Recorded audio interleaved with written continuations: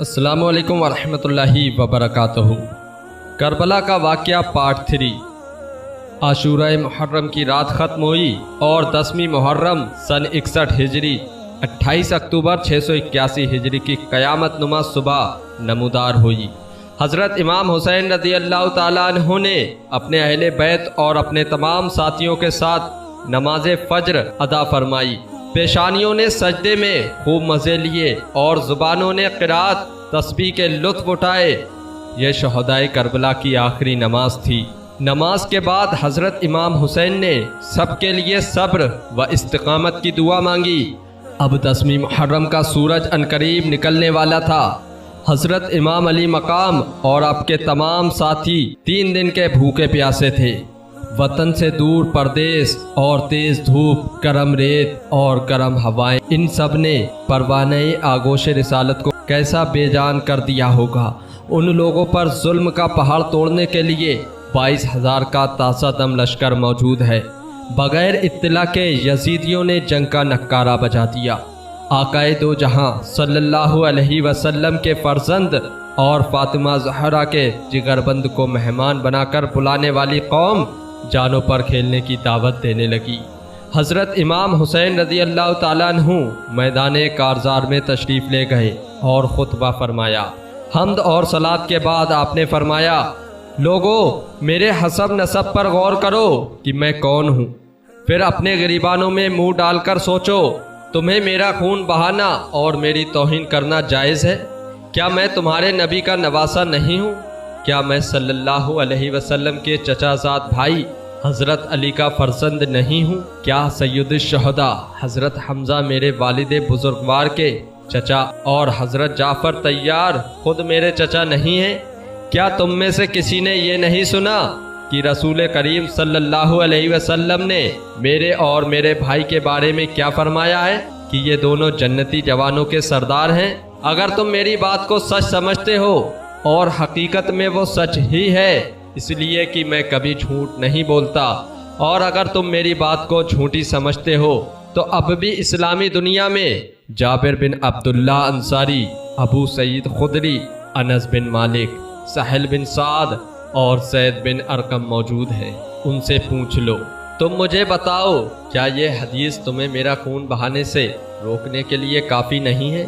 شمرجیل بدبخت نے آپ کے خطبے میں کچھ بدتمیزی کی باتیں کہیں تو حبیب ابن مظاہر نے اسے سخت جواب دیتے ہوئے کہا، اللہ تعالیٰ نے تیرے دل پر مہر لگا دی ہے، اس لیے تو سمجھ نہیں پا رہا ہے کہ حضرت امام حسین کیا فرما رہے ہیں۔ شمر اور حبیب کی گفتگو کے بعد امام علی مقام نے پھر فرمایا، اے لوگو، اگر تمہیں اس حدیث کی صحت میں کچھ شک ہے تو کیا اس میں بھی شک ہے کہ میں تمہارے رسول کا نواسہ ہوں؟ خدا کی قسم، اس وقت مشرق اور مغرب میں کوئی بھی نبی کا نواسہ میرے سوا موجود نہیں ہے، نہ تم میں اور نہ تمہارے سوا دوسری قوموں میں، اور میں تو خود تمہارے ہی نبی کا نواسہ ہوں۔ ذرا غور تو کرو کہ میرے قتل پر تم کیسے آمادہ ہو گئے۔ کیا میں نے کسی کا قتل کیا ہے، یا کسی کا مال ہلاک کر دیا ہے، یا کسی کو زخمی کیا ہے جس کا قصاص تم مجھ سے لینا چاہتے ہو؟ جب مخالفین کی طرف سے کوئی جواب نہیں ملا تو آپ نے پکار کر کہا، اے حجار بن الجبر، اے قیس بن اشعث، کیا تم لوگوں نے مجھے خط لکھ کر نہیں بلایا تھا؟ انہوں نے کہا، ہم نے کوئی خط آپ کو نہیں لکھا تھا۔ حضرت امام حسین نے فرمایا، تم لوگوں نے لکھا تھا، ضرور لکھا تھا۔ اچھا، اگر مان لو تم نے نہیں بھی لکھا تھا اور تم لوگ نہیں چاہتے تھے کہ میں ادھر آؤں تو مجھے چھوڑ دو، تاکہ میں کسی ایسی جگہ چلا جاؤں جہاں امن و امان کی زندگی گزار سکوں۔ قیس بن اشعث نے کہا، تم ابن زیاد کے سامنے سر جھکا دو، پھر آپ کے ساتھ کوئی ناپسندیدہ سلوک نہیں ہوگا۔ حضرت امام حسین نے فرمایا، تم ایسا کیوں نہ کہو گے؟ تم محمد بن اشعث ہی کے تو بھائی ہو، کیا تمہارے لیے یہ کافی نہیں کہ مسلم بن عقیل کی خون کی ذمہ داری تم پر ہی ہے؟ خدا کی قسم، میں ذلت کے ساتھ اپنا ہاتھ تمہارے ہاتھ میں نہیں دوں گا اور نہ غلاموں کی طرح اطاعت کا اقرار کروں گا۔ مخالف فوج کے ماننے کی پہلے سے ہی کوئی امید نہ تھی، مگر امام حسین کو اپنا فرض پورا کرنا تھا، وہ ہو گیا۔ پھر آپ نے اونٹنی بیٹھا کر اس پر سے اتر پڑے اور عقبہ بن سمان کو حکم دیا کہ اسے باندھ دو۔ حضرت امام حسین رضی اللہ تعالیٰ عنہ کے بعد آپ کے ساتھیوں نے بھی اسی قسم کی تقریریں کی، لیکن شمرجیل، جوشن اور دوسرے تمام کوفیوں کی آنکھوں پر پردے پڑ چکے تھے اور دلوں پر مہر لگ چکی تھی، اس لیے حضرت امام حسین اور آپ کے ساتھیوں کی ساری صلح کی باتیں رائے گاہ گئیں، کسی پر کوئی اثر نہ ہوا اور ابن زیاد کے لالچی کتوں نے حضرت امام حسین سے کہا، آپ کے تمام فضائل ہمیں معلوم ہیں، مگر اس وقت یہ مسئلہ زیر بحث نہیں ہے، آپ جنگ کے لیے میدان میں کسی کو بھیجیے اور گفتگو ختم فرمائیے۔ مخالفین کے لشکر میں اس وقت صرف حر ہی وہ واحد شخص تھا جس کے دل پر حضرت امام حسین رضی اللہ تعالیٰ عنہ کی باتوں کا اثر ہوا۔ یہ وہی حر ہے جس نے سب سے پہلے حضرت امام علی مقام اور آپ کے ساتھیوں کو 1000 فوج کے ساتھ آ کر کوفہ کے راستے میں روکا تھا اور گھیر گھار کر کربلا کی سرزمین تک لایا تھا۔ جب عمرو بن سعد جنگ شروع کرنے کے لیے آ گیا تو حر بن یزید نے آگے بڑھ کر کہا، خدا تیرا بھلا کرے، کیا تو واقعی ان سے جنگ کرے گا؟ ابن سعد نے کہا، ہاں خدا کی قسم، میں جنگ کروں گا اور ایسی جنگ کروں گا جس میں سر کٹیں گے اور ہاتھ قلم ہو کر زمین پر گریں گے۔ حر نے کہا، کیا اتنی باتیں جو امام حسین نے پیش کی ان میں سے تم لوگوں کے نزدیک کوئی بھی قابل قبول نہیں ہے؟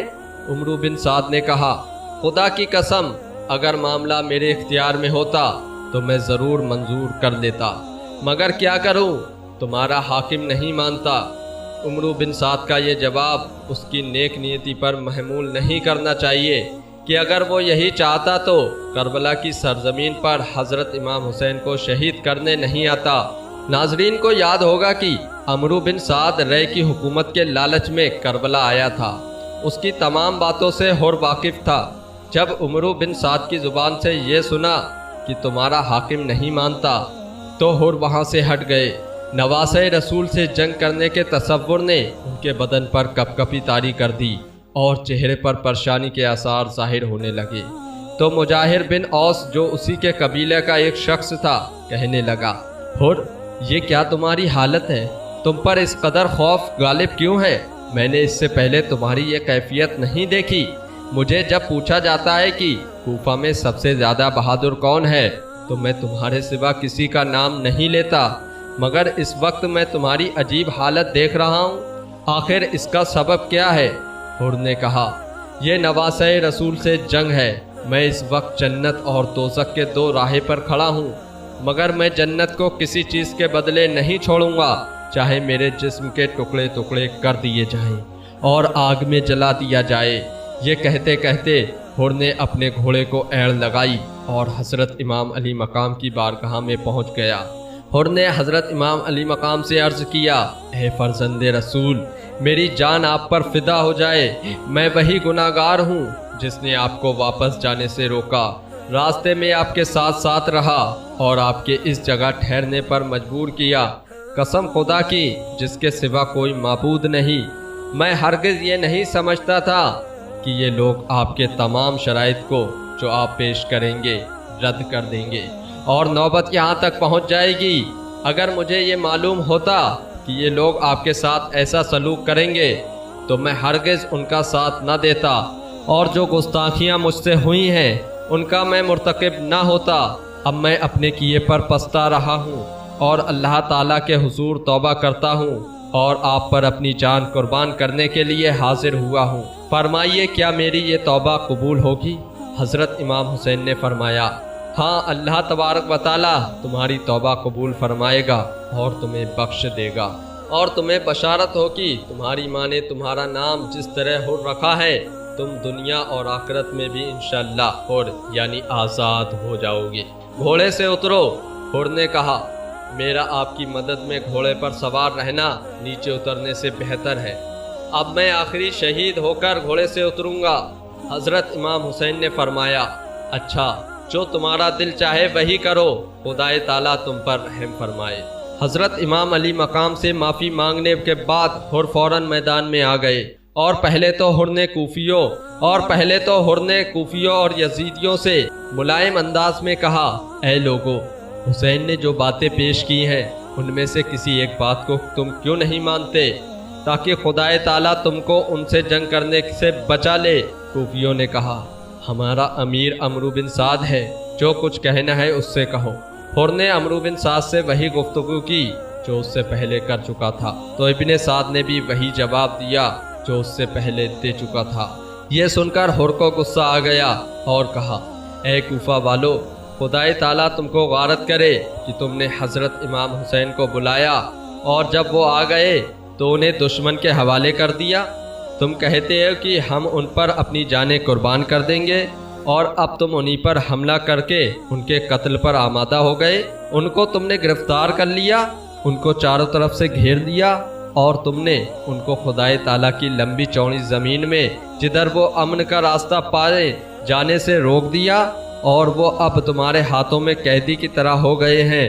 تم نے ان کو اور ان کے اہل حرم کو، ان کے بچوں کو، ان کے ساتھیوں کو دریائے فرات کے بہتے ہوئے پانی سے روک دیا، جس سے یہودی، مجوسی اور نصرانی تک پانی پیتے ہیں، مگر اس پانی کے لیے امام حسین اور ان کے اہل بیت اور گھر والے اور اصحاب ترس رہے ہیں۔ تم نے رسول اللہ کے بعد ان کی اولاد کے ساتھ کیا برا سلوک کیا ہے؟ اگر آج تم اسی وقت توبہ نہیں کرو گے اور اپنے گناہوں سے باز نہیں آؤ گے تو قیامت کے دن خدائے تعالیٰ تمہیں بھی پیاس سے تڑپائے گا۔ حر کی تقریر دشمن کے مفاد کے خلاف بہت خطرناک ثابت ہو سکتی تھی، اسی لیے وہ حر پر تیر برسانے لگے۔ حر نے جب یہ دیکھا تو تقریر کو روک دیا، اور ابھی جنگ باقاعدہ شروع نہ ہوئی تھی، اس لیے وہ واپس آ کر امام حسین کے سامنے کھڑے ہو گئے۔ حر کے واپس آنے کے بعد ابن سعد نے اپنے لشکر کو آگے بڑھایا اور اپنے غلام جبید کو، جو علمبردار تھا، آواز دی کہ جھنڈا میرے قریب لاؤ۔ وہ اس کے پاس آ کر کھڑا ہو گیا۔ ابن سعد نے کمان میں تیر جوڑ کر حسینی لشکر کی طرف تیر چلا کر اپنی فوج سے پکار کر کہا تم سب لوگ گواہ رہنا کہ سب سے پہلا تیر میں نے ہی مارا ہے۔ سپہ سالار لشکر کے ان الفاظ کو سن کر لشکریوں میں جوش پیدا ہو گیا اور وہ سب لوگ بھی تیر برسانے لگے۔